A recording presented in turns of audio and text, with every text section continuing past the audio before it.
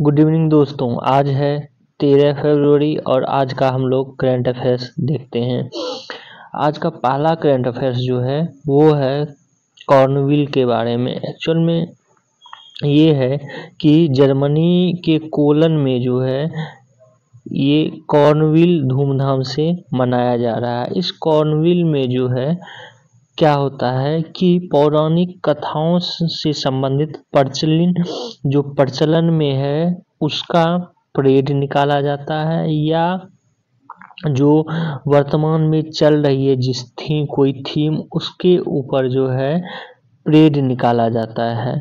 ये जर्मनी में किया जाता है, लेकिन इस बार ये इसलिए इम्पोर्टेंट है क्योंकि इस बार जो है क्या हुआ है, आप देख सकते हैं पिक्चर में भी कि जो यूक्रेन के राष्ट्रपति हैं उनके ऊपर जो है व्लादिमीर ज़ेलेंस्की जिनका नाम है, उनके ऊपर ये झांकी केंद्रित थी।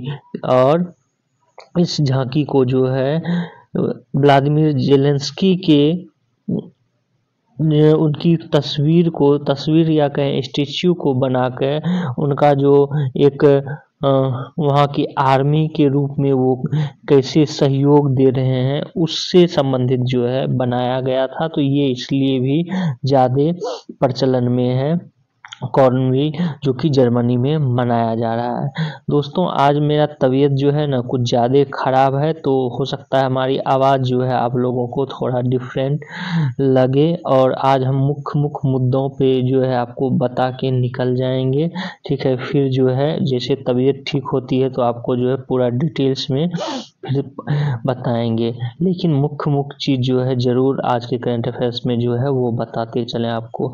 कतर में क्या हुआ था कि 8 पूर्व नौसैनिकों को जो है वहाँ पर जेल में थे और उनको मृत्यु दंड जो है दिया गया था।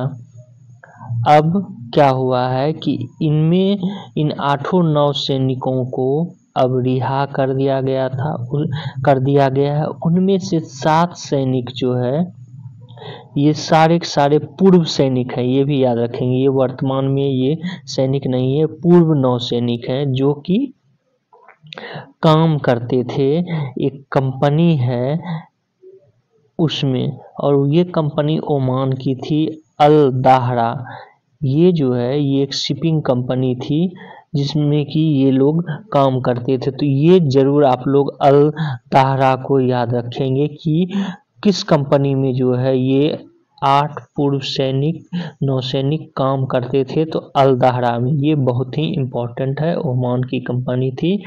और इस पे जो है इन लोगों पे ये चार्ज था कि ये लोग इजराइल के लिए जो है जासूसी करते थे, इसलिए इनको मृत्यु दंड दिया गया था। लेकिन अब जो है इन सैनिकों को रिहा कर दिया गया। पहले तो क्या किया गया कि इनको जो है मृत्यु दंड दिया गया था, उसके बाद इसको 25 साल की कैद में जो है ट्रांसफ़र कर दिया गया या बदल दिया गया। उसके बाद जो है अब इनको छोड़ दिया गया, जिसमें कि 7 सैनिक तो वापस आ गए हैं, एक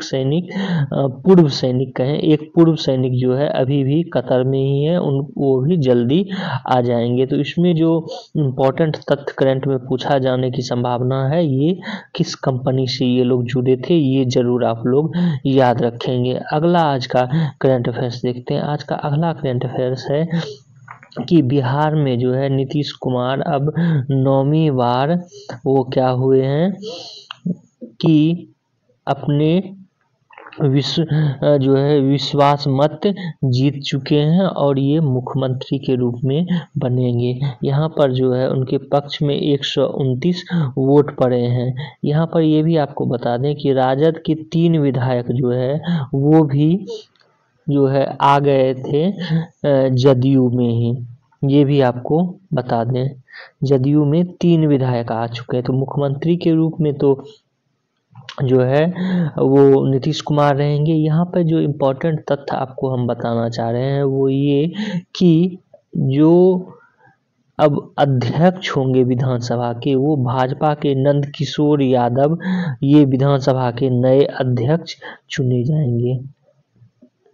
ये आप लोगों को याद रखना है। आज का अगला करंट अफेयर्स देखते हैं। आज का अगला करंट अफेयर्स है कि दिल्ली में जो है, दिल्ली के प्रगति मैदान में विश्व पुस्तक मेला चल रहा है और इस विश्व पुस्तक मेले में इस बार जो है सऊदी अरब को प्राथमिकता दी गई थी। सऊदी अरब की पवेलियन जो है वो इस बार बहुत ही उन्नत काम किया है, या कहें पाठकों को लुभाया है, क्योंकि एक तो लोग जो है खुद सऊदी अरब की पुस्तकों की ओर अट्रैक्ट हो रहे हैं, दूसरा ये कि यहाँ पर सऊदी अरब के कलाकार जो हैं वो अपनी प्रस्तुति दे रहे हैं, तो उसमें भी लोग जो है इंटरेस्ट ले रहे हैं। तो ये आप लोग याद रखेंगे कि नई दिल्ली में जो विश्व पुस्तक मेला हो रहा है, उस पुस्तक मेले को किस देश को प्राथमिकता दिया गया है, तो वो सऊदी अरब, और सऊदी अरब के जो है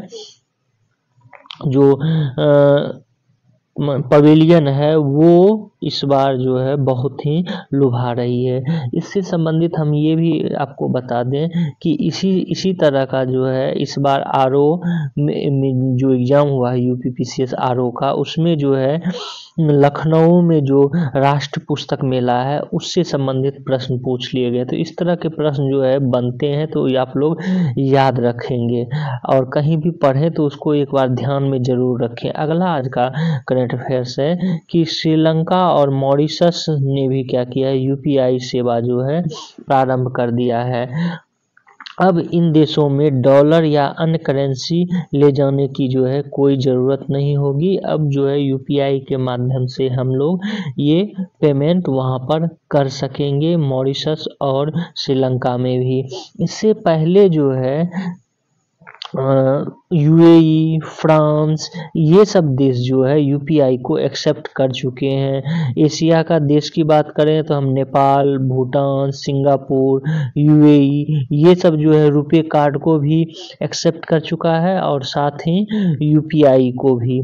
वहीं पर आप देखेंगे फ्रांस जो है वो भी एक यूरोपीय देश है जिसने कि इसको अपनाया है यूपीआई पेमेंट को। और वहीं पर जर्मनी के बारे में बोलेंगे तो जर्मनी जो है अभी इसकी तैयारी कर रहा है। जर्मनी भी इस यूपीआई पेमेंट को जो है एक्सेप्ट करेगा। और इस तरह से ये है कि हम कहीं ना कहीं डॉलर पर निर्भरता जो है वो हम कम कर रहे हैं, ये भी बात है। दूसरा है कि यूपीआई जब बढ़ेगा तो जो वीज़ा कार्ड है जो कि यूएसए की है उस पर भी निर्भरता जो है हम लोगों की कम होगी। तो अभी आपको वर्तमान में ये याद रखना है कि श्रीलंका और मॉरिशस ने जो है वो यूपीआई लॉन्च किया है अपने यहाँ पर। इससे पहले कौन कौन था वो हम बता चुके हैं। अगला करंट अफेयर्स है लिंग 2 समिति से संबंधित। लिंग 2 समिति जो है ये है, पहले ये समिति बनाया किस लिए गया, तो ये छात्र संघ के पदाधिकारियों के पद से संबंधित है। छात्र संघ का जब चुनाव होता है तो उस चुनाव में एक ही छात्र जो है बार बार उस चुनाव में छात्र संघ का अध्यक्ष के रूप में जो है नियुक्त होता था। उसी नियुक्ति से संबंधित जो एक समिति बनाई गई थी कि अगर छात्र संघ का कोई चुनाव होता है तो उसमें क्या हो कि एक ही व्यक्ति बार बार छात्र संघ का अध्यक्ष नहीं रहे। इनसे संबंधित जो है एक आपको समिति गठन किया गया था और इस समिति को चैलेंज किया गया था सुप्रीम कोर्ट में, और सुप्रीम कोर्ट ने इसको जो है निरस्त कर दिया है। तो बस आपको यहाँ याद रखना कि लिंग 2 समिति संबंधित किससे है। अगला आज का करंट अफेयर्स देखते हैं। यहाँ पर ये भी बता दें कि इसका लिंग 2 समिति 2005 में जो है गठन किया गया था और 2006 में इसने अपना रिपोर्ट जो है प्रस्तुत किया था, ये भी आप लोग याद रखेंगे। हालांकि ज़्यादा संभावना है कि लिंग 2 समिति किससे संबंधित है, ये इस तरह के प्रश्न पूछे जाने की।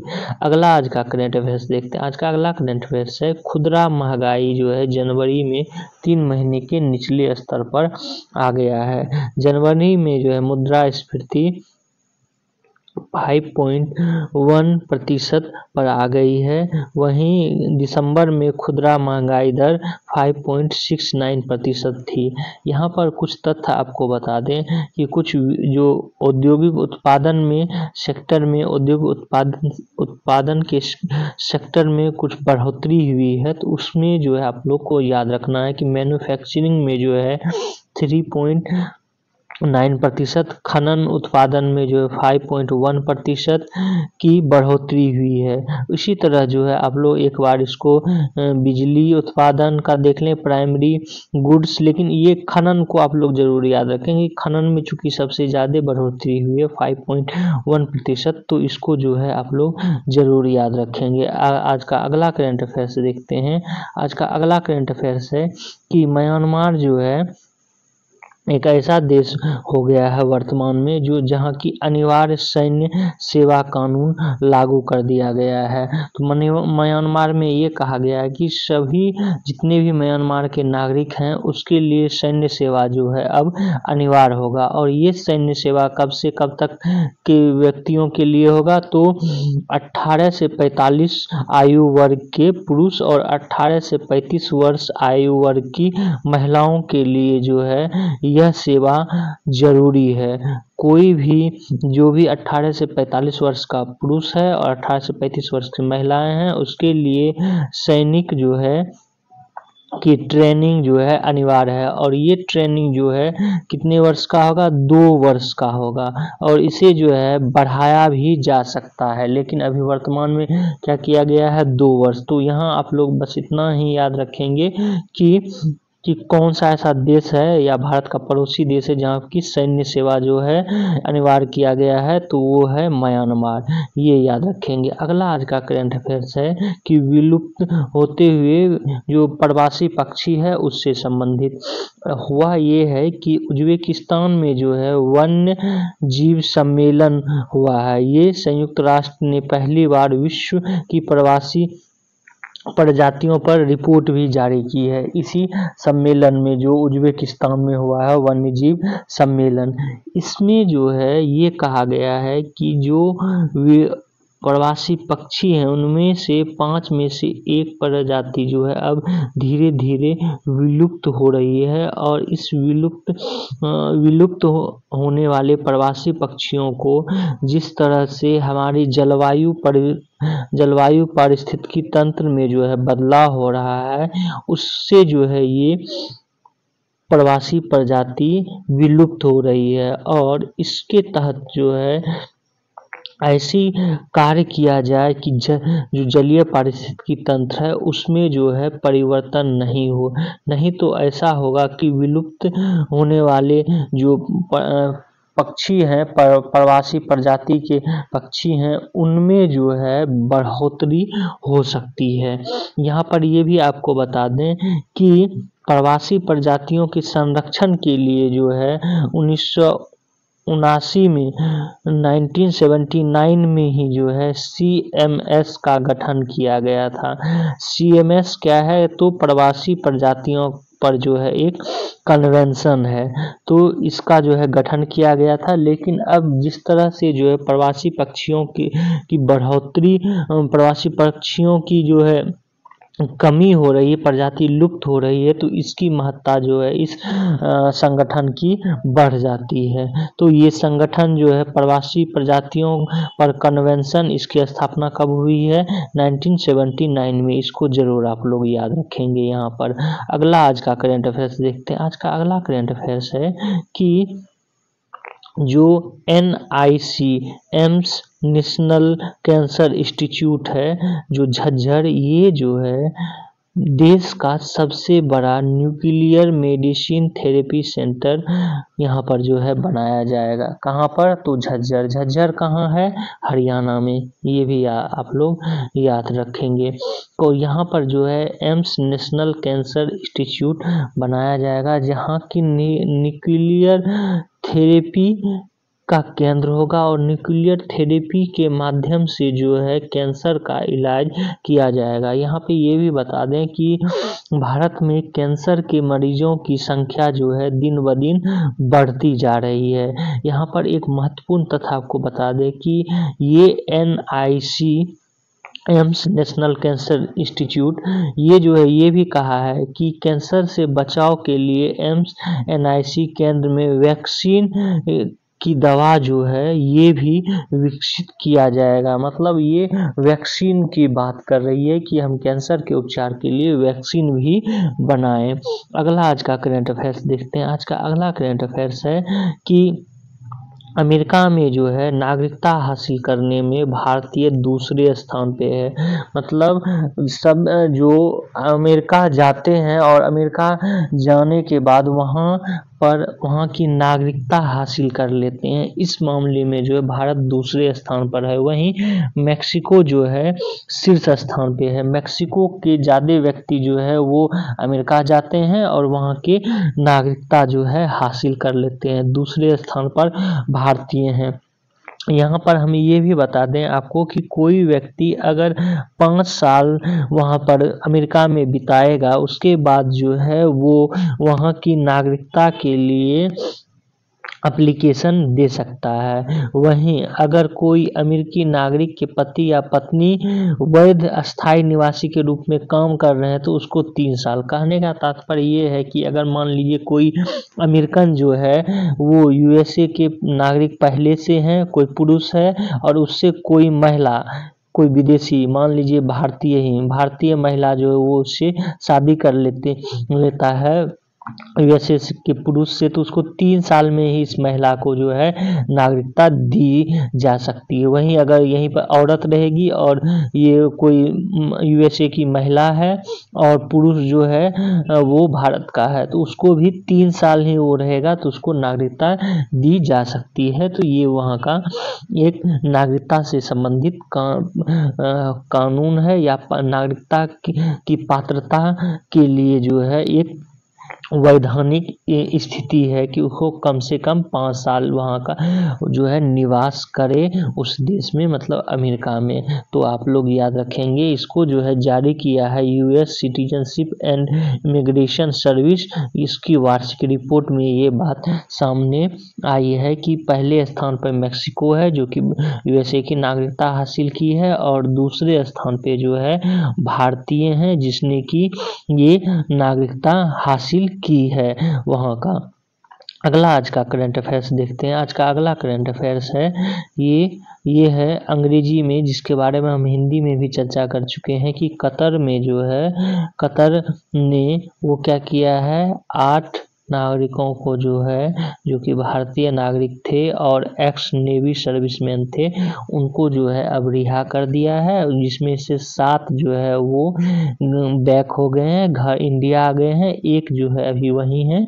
तो इसके बारे में हम जो है चर्चा कर चुके हैं हिंदी में डिटेल्स में। एक बार इसको पॉज करके आप लोग जो है देख लेंगे। तो बस आज का करंट अफेयर्स इतना ही था। आप लोग जो है मेरे इस वीडियो को शेयर करें, सब्सक्राइब करें और बेल आइकन को जो है ज़रूर दबा लें। यहाँ पर हम ये भी आपको बताना चाह रहे हैं आजकल जो करंट अफेयर्स पूछा जा रहा है इसी तरह मैगजीन से नहीं अपितु पेपर से पूछा जा रहा है। तो आप लोग इस तरह जब पेपर पढ़ें तो ध्यान दें। ठीक है, थैंक यू फॉर वॉचिंग।